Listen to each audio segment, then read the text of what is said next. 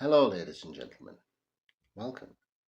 The last time we spoke, I was talking about the fact that I wanted to get to be a better guitar player, and I've made some progress in that area. I'm going to show you because what I'm going to do is react to some of my videos with you. The last two or three, I think I've been reasonably good, except for one, which were a shocker, such of a shocker that it had to be taken down. I couldn't let it stand. It was so bad. But every video I do teaches me something. Whether it's something I'm really proud of or something that I'm not so proud of, it teaches me something. And we're going to go through together what each one teaches me, what I've learned from it, what I'm going to take on board, the mistakes I've made, the what's the opposite of a mistake, the successes that I've made, as well as the mistakes. And we'll talk about the future and my practice routine going forward. I've always said that the main point of this channel for me is to be a record of progress, and hopefully as the years go by I can see changes. Let's start with this one. I did Crazy Train. I've been working on that for a long while because it's just a classic, and it's sort of in between, like it's harder than a solo that I could play up to now. It's not perfect, the recording, but I think it's pretty good. So we'll watch that. The selfie cam on my phone was broken at the time, so I just put some video bars on it and we'll just call it an artistic choice.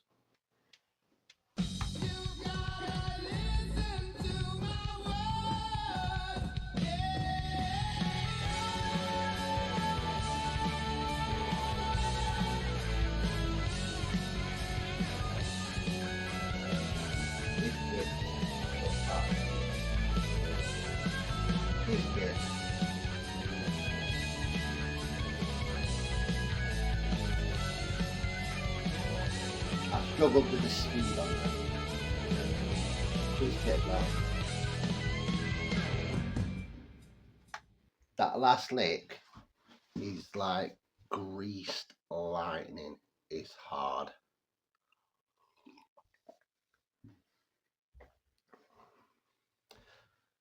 What I learned from this is that playing with speed and accuracy, not that this is the most accurate and the fastest, but you can see it's a big leap from videos that I used to do. And I think a big part of that, the speed and the accuracy, is being very, very well rehearsed and not rushing and not recording things before you're ready. I was just about ready to record this. Like I say, it's not perfect. Maybe I'll do it again in another few years, and what I'll do is I'll do a side by side and we'll see the difference.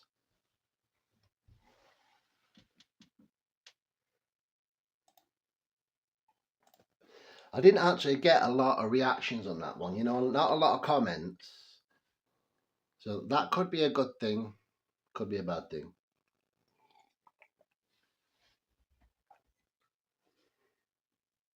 We're definitely recording. Yeah, we're definitely recording.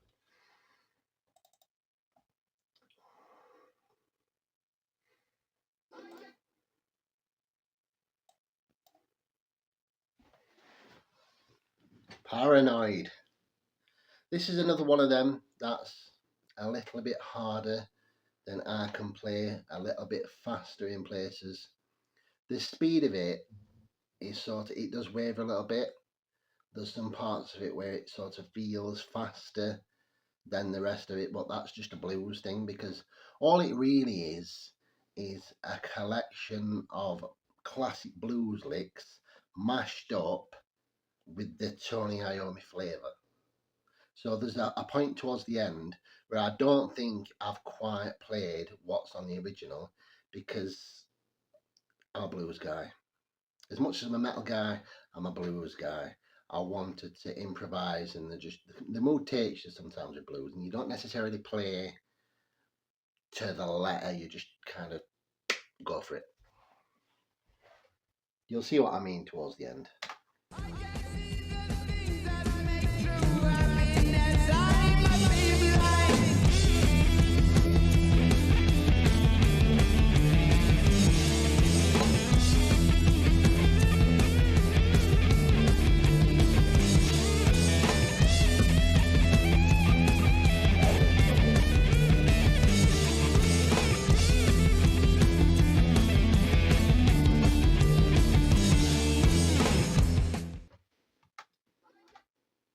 I'm quite happy with that. There was the bit with the 3 bends, you know, that I did struggle a little bit with. That's not in the world. I used me an old GoPro for that, so no video bars required.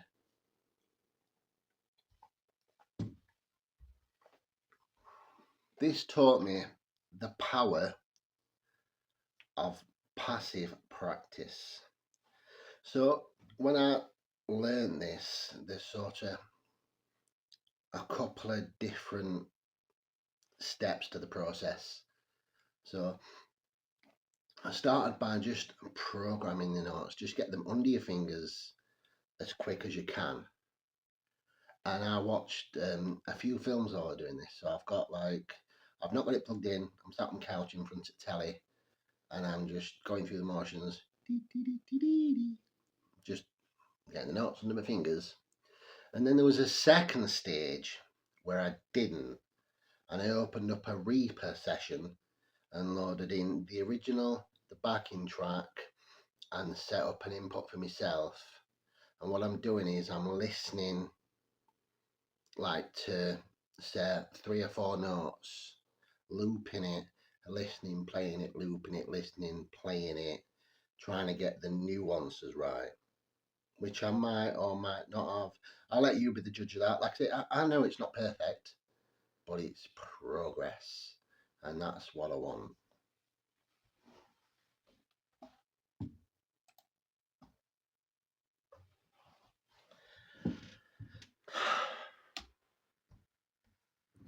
This next one, I'm not so proud of. This smells like Teen Spirit, but it smells like Teen Spirit played by a pure beginner. It sort of is it, but it isn't. What I learnt was that whether you're playing a Crazy Train or something easy, supposedly like smells like Teen Spirit, you should give it the same respect that you give any classic solo.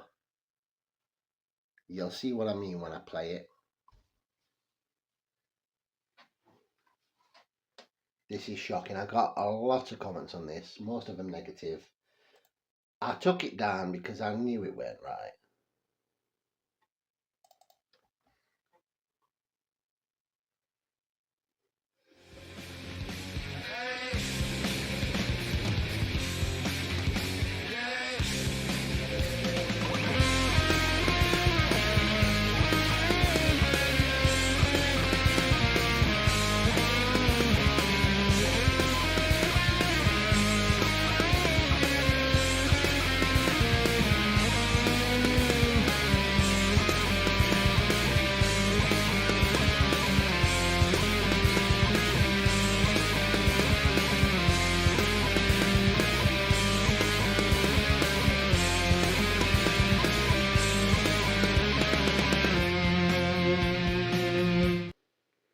Have you ever seen a camera angle that bad?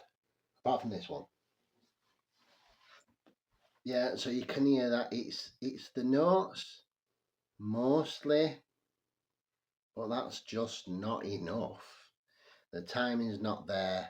It's not on the beat. It's a shocker. So I took it down. I thought I've got to do this again. This cannot stand. So that's what I learned from that.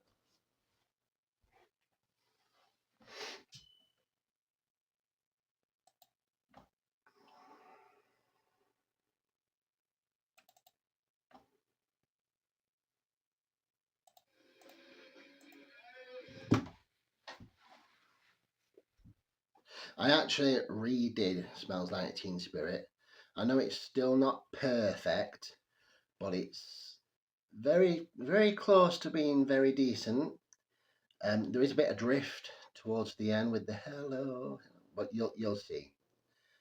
I think I might have started like half a beat late as well, but it's still a massive improvement on the other one.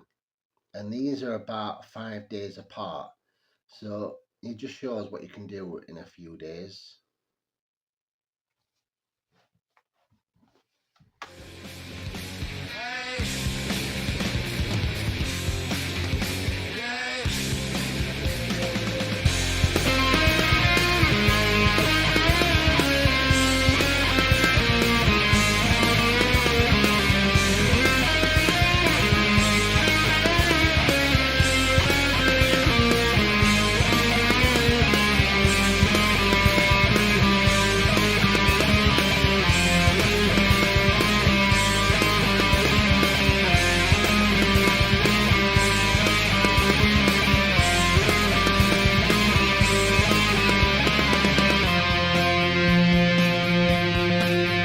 Well, I ended right.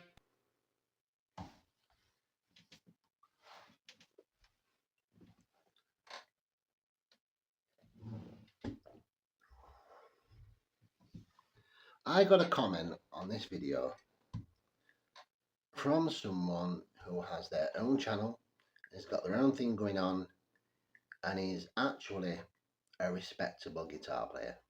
I will not name names, but this comment told me that it's good, but the tempo was off in places. This comment at one point would have made me go, right, you don't know what you're talking about. It is in time. I'm going to delete this comment. I don't want you on my channel again. And what that is my ego protecting itself, which is what its job is, but sometimes it can hold you back. So I listened to what the man said, and I replied and said, thank you for the feedback. I will work on my timing, which is most certainly something that needs to be done. If I had let my ego do the talking, I wouldn't know any better. So this will be used a bit more often. This is now my best buddy.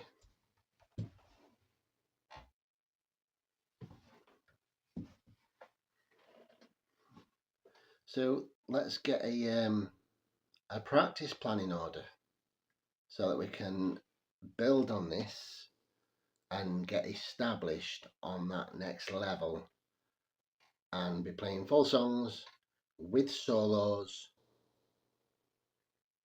Let's get a pen and paper. Right then, pen and paper acquired, used.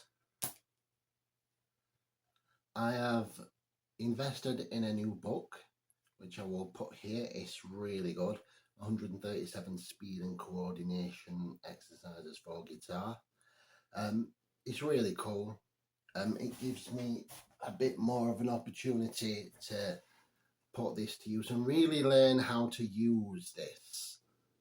As a self-taught person, I've not took on the importance of this, and it's only now that I realise just how important it is.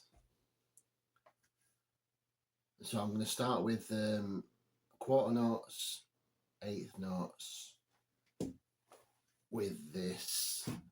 Consult the book, work through that for a while. Then I'll do basic chords, because I think chord changes, even just the basics, are really important. And they do come in handy later on when you come to learn stuff. So there's a chord jumping from one chord to another and in the song that you're learning. But you already know that because you've been practicing them. So that just makes learning songs easier and faster. I also want to work on my repertoire. I want to have an established repertoire. So songs that I know that I can play all the way through, including the solo reliably. Maybe I'll do some live streams and we'll just work through songs. and then I will spend some time working on my current solo.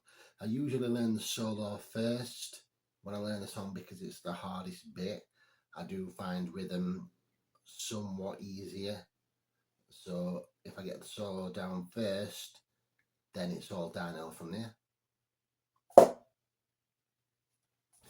Thanks very much for watching. Have a nice evening. Rock on.